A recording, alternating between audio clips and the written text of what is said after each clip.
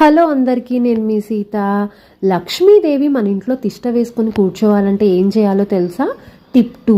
ప్రతి శుక్రవారం మనం గడపకి పసుపు రాస్తాం.